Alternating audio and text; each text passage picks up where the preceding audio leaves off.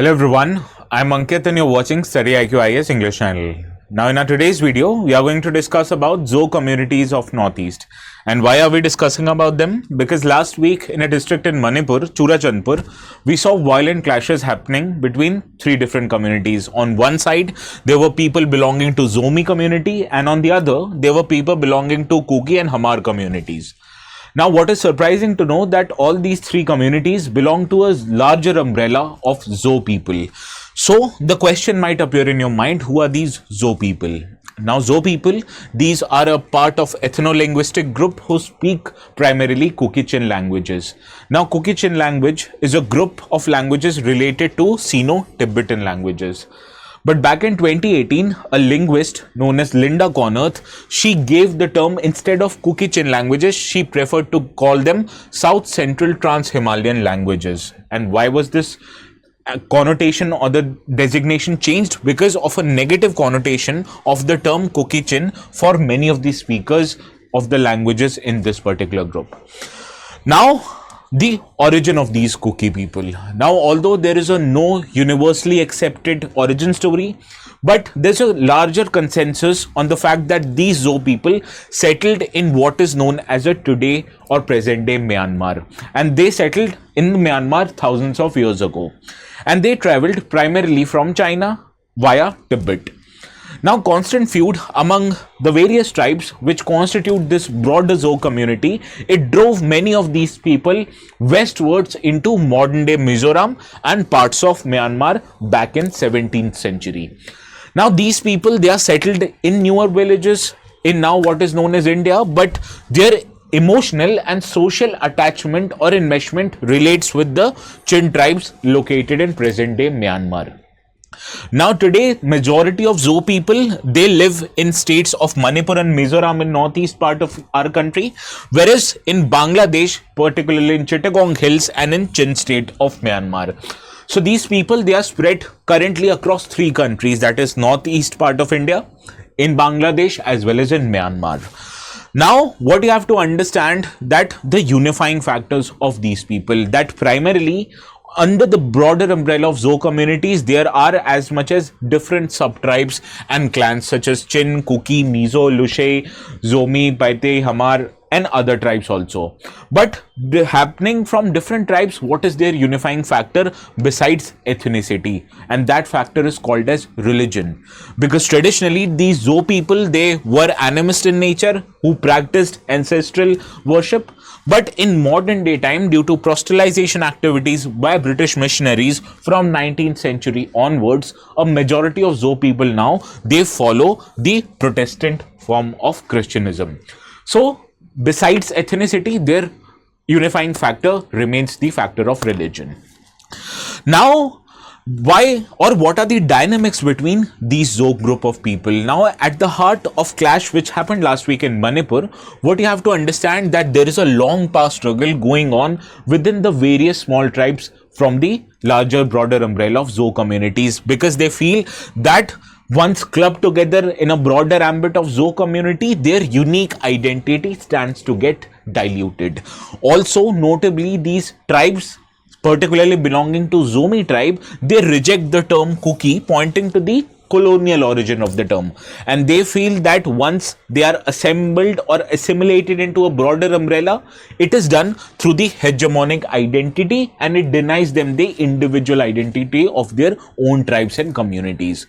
So, this unifying or clubbifying factors of these Zo people was the origin story of the last week clashes. But keeping these clashes aside, you have to understand that the idea of unifying these Zo people has found appeal among many different sections of society. Primarily, today Zo people, they straddle among various different geographical entities, be it different states in Indian Union and also across international boundaries, that is into Bangladesh and even Myanmar, that was erected rather arbitrarily by the British colonial government. And this is for administrative reason that even today they do not find themselves under one administrative unit. That the people, they are living across different geographies into various states and countries, and therefore there is no one administrative unit to govern them in their own entirety. And that is why the demand for a Zo reunification finds appeal among many different sections of society. Now you have to understand that this appeal based on the ethnicity is something not very uncommon to the region of Northeast, because you have to understand the current boundaries of Northeast India, which separated from the other regions in the neighboring areas, that is in present day Bangladesh and Myanmar. All of these boundaries were carved out at the time of British rule, which was a colonial rule, and the British government at that time, specifically back in 1826, they carved out these political boundaries without even seeking the opinion of the local people. So what happened, that people belonging to same ethnicities, that is these Zo communities and even Nagas, they happen to be divided without even their consent and approval. So people with same ethnicity and culture may sometimes even found themselves living in different countries altogether. Now the current Indo-Myanmar border, it reflects the very boundary that the British colonial government drew. And sometimes people living in the region, they have very strong ethnic and familial ties even with people living across the country. For example, there's a village in Nagaland known as Longwa village in Mon district. Now this village is actually, the village spreads across not just in India but also in Myanmar. Similarly, there are other villages also located in different parts of Northeast that extends even to Myanmar. So what about people living in that country? To facilitate the movement, although government has implemented free movement regime, but do you think is it enough? It isn't. Because people, they happen to find themselves living under different political rule, under different political systems, across different boundaries. And this actually is what has happened to the Northeast in general. Because similar demands have not just emerged from people belonging to Zoo communities, people even belonging to Naga tribes, they have demanded for a greater Nagalim region. And for their greater Nagalim to happen in current situation, you have to understand the land would be carved out not just from present day Nagaland, but it will also be taken from Meghalaya, from Assam, from Arunachal Pradesh, from Manipur, and also from the present day Myanmar. So what about the legibility of these demands? Is reunification possible? Now, in current circumstances, you have to understand the movement for reunification itself has petered out because of the political implausibility of such region being carved out from different Indian states and also from different countries like Myanmar and Bangladesh, because people belonging to Zo community, they not just live in Manipur, Tripura and Mizoram in India, but they also found themselves in states like Chin and Arakan state in Myanmar, as well as Chittagong Hills, which is located in Bangladesh. But this idea of reunification of Zo has found themselves quite politically charged movement in the states of Mizoram, because the principal opposition party in Mizoram, Zoram People's Movement, its leader Laldu Homa has actually said that the primary mission of his party is to reunify the Zo communities and put them under one administrative and political unit. Now the question remains, is forming of one political and administrative unit possible for such communities? Let us try to understand this in the context of Indian Constitution. Now you understand, as per Indian Constitution, India is an indestructible union of destructible states, which means anything or any demand which carves out or which demands for a separate country from India is something which is unconstitutional in nature. That means Indian government will consider this as a threat to national security and sovereignty of India and will crush down such movements.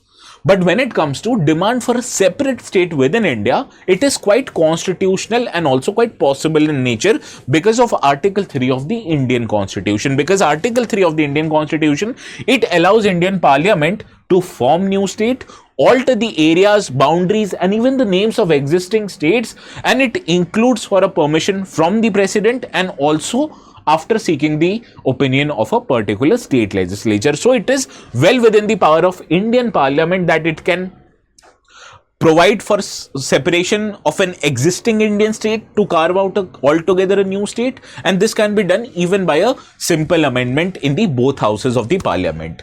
So if any demand emerges from such communities to carve out a separate state from themselves, although it might be quite politically difficult in nature, but it is not an illegal or an unconstitutional demand, because we have seen in the past, right at the time since India got independent, India's internal political boundaries have witnessed many change because of the ongoing demands from different regions. But there's also another option that you can carve out separate administrative units for these communities under 6th schedule of the Indian Constitution, as autonomous councils for tribal areas currently are present in the northeastern part of our country, specifically in states like Assam, Meghalaya, Tripura as well as Mizoram. So technically such zoo communities can also be put in different kind of administrative setups under the 6th schedule, where autonomous councils belonging to these different communities can be formed, and these autonomous councils will have legislative, judicial as well as regulatory power to regulate the subjects living under themselves. So technically, whenever a demand for such different areas or a different political and administrative unit rises in any part of our country, if that demand wants it to carve out a separate country from India, you understand that is a unconstitutional demand, and Indian government will consider such demand as a threat to Indian sovereignty and national security. But when such demand comes out to demand for a separate state in Indian Union itself, that is a very constitutional and a legal demand, although it can be quite politically difficult. Because you understand, not just Zo community want a separate unit for themselves, but also other tribes living in the same region, that is Naga tribes, they are wanting to create a separate political territory for themselves. But you understand, if government of India grants one of these communities a separate political entity or a separate state for them, similar demands might emerge as a form of domino effect. So therefore, it is the final decision of the government whether or not they will provide a separate administrative and a political unit to such communities, and will follow up if any demands or any development happen in that area. And for more similar such videos on developments related to Northeast, do not forget to hit the subscribe button and also stay tuned to our YouTube channel for the same. So I'll take your permission. That's all for our today's video.